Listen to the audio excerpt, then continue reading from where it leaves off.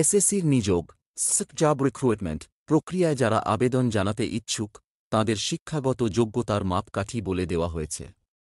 বিজ্ঞপ্তি থেকে জানা যায়, এখানে যারা আবেদন জানাতে চাইছেন তাদের কোনো স্বীকৃত প্রতিষ্ঠান থেকে সংশ্লিষ্ট বিষয় নিয়ে ইঞ্জিনিয়ারিং গ্র্যাজুয়েট অথবা সংশ্লিষ্ট বিষয় ডিপ্লোমা পাশের যোগ্যতা থাকতে হবে। এর পাশাপাশি উক্ত প্রার্থীর 2 বছরের কাজের যোগ্যতা থাকতে হবে। বয়স সীমা এসএসসির নিযোগ প্রক্রিয়ায় যারা আবেদন জানাতে ইচ্ছুক তাদের বয়সের মাপকাঠি বলে দেওয়া হয়েছে।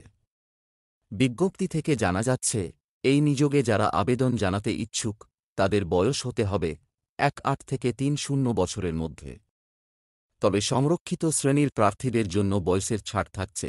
বেতন স্টাফ সিলেকশন কমিশনের প্রত্যেক চাকরিতে উচ্চ বেতন দেওয়া হয়। তবে কমিশনের সাম্প্রতিক বিজ্ঞপ্তি থেকে উক্ত পদের বেতন সম্পর্কে কিছু জানা যাচ্ছে না। প্রার্থীরা নিযুক্ত হওয়ার পর এ বিষয়ে বিস্তারিত জানতে পারবেন। আবেদন জানাবেন কিভাবে?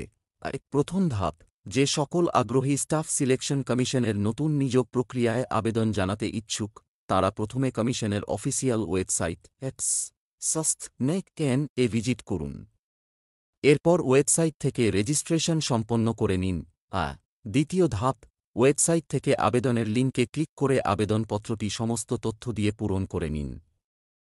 দেখবেন সমস্ত তথ্য যেন নির্ভুলভাবে উল্লেখ করা থাকে, কোনো তথ্য ভুল দেবেন না। তৃতীয় ধাপ, এরপর পূরণ করা আবেদনপত্রের সঙ্গে নিজের পাসপোর্ট সাইজ ছবি ও সমস্ত ডকুমেন্ট যুক্ত করে আবেদন ফি পেমেন্ট করে তা জমা দিয়ে দিন। আবেদন ফি হিসেবে 100 টাকা জমা করতে হবে। তবে মহিলা প্রার্থী প্রার্থীদের আবেদন ফি জমা করতে হবে না। আবেদনের সময়সীমা, এই নিয়োগের আবেদনপত্র জমা দেওয়া যাবে আগামী 1 এপ্রিল 2024 তারিখের মধ্যে। সময়সীমা পেরিয়ে গেলে আর আবেদন জমা নেওয়া হবে না। তাই অ্যাপ্লিকেশন পাঠাবার আগে অবশ্যই সময়ের দিকে খেয়াল রাখবেন।